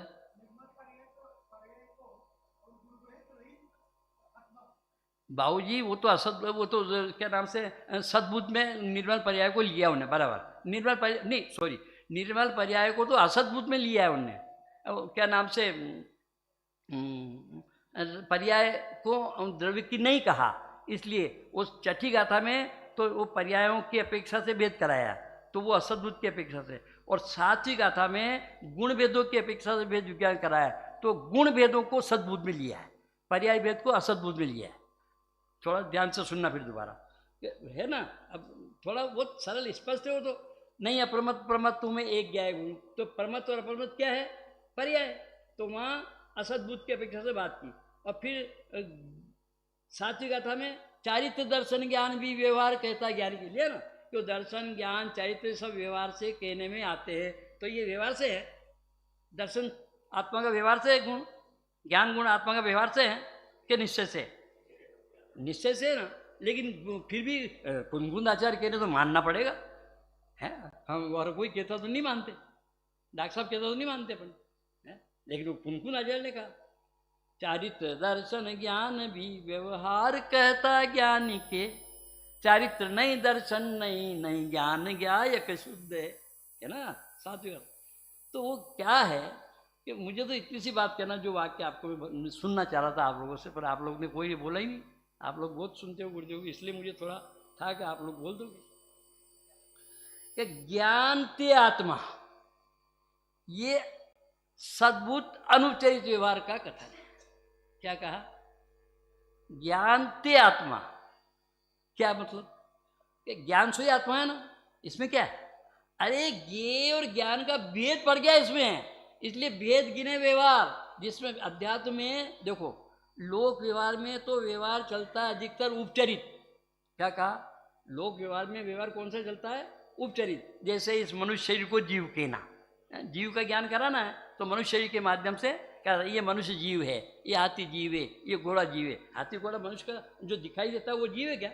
जीव दिखाई देता है क्या? जीव तो अमूर्तिक है। लेकिन उस शरीर के माध्यम से जीव का ज्ञान कराते हैं, इसलिए शरीर के उपचार से जीव का ज्ञान कराया। तो ये लोक व्यवहार में ये तो उपचारित व्यवहार की अपेक्षा से बात चलती, लेकिन अध्यात्म में जहाँ जहाँ बात चलेगी वहाँ भेद रूप व्यवहार की अपेक्षा बात चलेगी। और मैं तो यहाँ तक कहता हूँ समय सारणी में भी जितने व्यवहार की बात है, अधिकांश जगह भेद रूप व्यवहार की बात है वास्तव में। तो भेद रूप व्यवहार क्या होता है कि भेद रूप वस्तु एक है, अभेद है, अखंड है, नित्य है। लेकिन उस एक अभेद अखंड नित्य वस्तु को उसके गुण पर्यायों के माध्यम से, गुण भी अनेक, पर्याय भी अनेक, है ना, उसका प्रदेश भी अनेक, असंख्य, तो ऐसे उसके असंख्य प्रदेश भेद, अनंत गुण भेद, अनंत पर्याय भेद, ऐसे गुण पर्यायों के भेदों की अपेक्षा से वहाँ जीव का ज्ञान कराने की अपेक्षा से उस व्यवहार का प्रयोग उसमें हुआ। तो मुझे तो ये बताना है कि ज्ञान ते आत्मा, तो ज्ञान स्वरूपी आत्मा है, आत्मा ज्ञान में है, ज्ञान के अलावा और कुछ है भी नहीं। तो ऐसा ज्ञान और ज्ञेय आत्मा, ज्ञान और ज्ञेय और ज्ञाता, ऐसा भेद उससे भाषित होता है, इसलिए वो सद्बुद्ध अनुपचरित व्यवहार की अपेक्षा कथन है। अभी तो इसमें और 2-3 उदाहरण और भी हैं केवल ज्ञान का, वो अभी उसकी चर्चा नहीं। अब तो यहाँ अपनी बात तो वो चल रही थी, थोड़ा सा अभी टाइम तो नहीं हो ना आपका, मुझे नहीं मालूम है, 5 मिनट 4 मिनट अभी कर दूंगा खत्म। मुझे जो आज की बात अपनी लुब्बे लुआ बात करनी है सारांश में, कि हम मनुष्य हैं और मनुष्य कहने में एक आते हैं लेकिन 4 है। आत्मा जीव है, शरीर है, काया है, और द्रव्य कर्म है अनादिकाल से संयोग रूप से, और उनके निमित्त से आत्मा में भाव कर्म होते हैं। ये सब चारों का जो असमान जाति पर्याय है, जो एक पर्याय कहने में आती है तो चारों की 4 पर्याय हैं दिलीप भाई, चारों की 4 पर्याय हैं, लेकिन इसको असमान जाति पर्याय की अपेक्षा से अपन एक की मानते हैं। तो एक की मानते हैं इसलिए हम उन चारों के परिणमन को एक का परिणमन मानते हैं। क्या कहा? उन चारों के परिणमन को एक का परिणमन, शरीर का परिणमन तो मेरा परिणमन है ना, कर्म का परिणमन तो मैंने कर्म बांधा, मैंने कर्म छोड़ा, है ना, राग द्वेष का परिणमन तो मैंने राग द्वेष किया, मैंने पूजा का परिणाम किया, मैंने स्वाध्याय का परिणाम किया, मैं इसके परिणाम का करता, मैं इसके ध्यान का करता। तो ऐसे वो चारों का परिणमन, चारों का स्वतंत्र है, चारों एक दूसरे के कर्ता नहीं है, चारों स्वतंत्र हैं। जीव शरीर का कर्ता नहीं, जीव कर्म का कर्ता नहीं, जीव राग द्वेष का कर्ता नहीं, जीव इन सब का ज्ञाता है एक तरफ। अब दूसरी तरफ से कि वो शरीर जीव का कर्ता नहीं, शरीर कर्म का कर्ता नहीं, शरीर राग द्वेष आदि का कर्ता नहीं। अब तीसरी बात, कर्म जीव के कर्ता नहीं, कर्म शरीर के कर्ता नहीं, कर्म जो राग आदि परिणाम होते हैं वो जीव की पर्याय में होते हैं, यदि भी है कर्म के परिणाम, है पुद्गल के परिणाम। 75वीं गाथा में कुंद आचार्य और अमृतचंद आचार्य ने जोर देके ये बात कही है कि कर्म का परिणाम, तो कर्म का परिणाम माने आत्मा में उत्पन्न होने वाले मोह राग द्वेष सुख दुख के परिणाम। अब इन परिणामों को कौन कर्म का माने? सुख दुख का अनुभव होता है, हमें सुख दुख का अनुभव, बहुत सर्दी पड़ रही है, बहुत तेज बुखार आ रहा है, बहुत मच्छर ने खा लिया, बहुत जलन हो रही है, क्या करें दादा भाई? है तो होता है, किसको होता है? जीव को। अरे जीव इसका करता है, जीव इसका भोगता है, जीव को होता है। ऐसा किसको? पुद्गल को होता है क्या? समझ में आ रही बात? मच्छर ने काटा गंगवा जी, है ना, तो हमें जलन लगी, तो जलन किसको लगी? इस शरीर को क्या आत्मा को? अरे ना शरीर को लगी ना आत्मा को लगी। शरीर का परिणाम तो स्पर्श सद्गंध रूप है जो हो रहा है, और आत्मा का परिणाम जानना देखना है जो वो हो रहा है। दोनों का परिणाम अपने अपने में, अपने अपने से, अपने अपने समय में हो रहा है, लेकिन इन दोनों की एक अपनी अपनी पर्याय होने पर इस जीव ने एक मानी, जिसको असमान जाति पर्याय कहते हैं, और उसका एक कर्ता भोक्ता बनता है। ऐसे कर्ता भोक्ता की मान्यता का दूर कराने के लिए, कर्तत्व बुद्धि कर्ता बनने का सच्चा ज्ञान कराने के लिए कि कौन वास्तव में किसका कर्ता है और कौन किसका कर्ता नहीं है, और कौन किसका कर सकता है और कौन किसका नहीं कर सकता है, ये गाथा के लिए ये अधिकार सबसे। और जिसको मैं तो इतनी और साथ में बात कहता हूँ, जिसको ये कर्ता कर्म अधिकार समझ में आएगा उसी को सर्वविशुद्ध ज्ञान अधिकार समझ में आएगा। ये दोनों एक ही है विपुल भाई, दोनों अधिकार पूरे संसार में सबसे बड़े अधिकार है। सबसे बड़ा तो सर्वविशुद्ध ज्ञान अधिकार, जिसकी 108 गाथा है और इसकी भी 76 गाथा है, लेकिन इन सबसे बड़े अधिकार है। इन दोनों अधिकार का अभिप्राय एक होते हुए भी थोड़ा थोड़ा उनके शब्दों में, उनके अर्थों में, उनके प्रयोजन में अंतर होने की अपेक्षा से आचार्य भगवान ने इस कर्ता कर्म अधिकार को पहले लिया और बाद में सर्वशुद्ध अधिकार को लिया। यद्यपि दोनों का अभिप्राय, दोनों का भाव एक ज्ञान आत्मा का ही ज्ञान कराना और पर से वेद विज्ञान कराना, ये उसका उद्देश्य है। इसलिए इन 4-5 गाथाओं को अपन ने यहाँ इन 4-5 दिनों में लिया। अभी इसकी थोड़ी और विशेष बात है जो फिर अपन 1-2 दिन में पूरी कर लेंगे।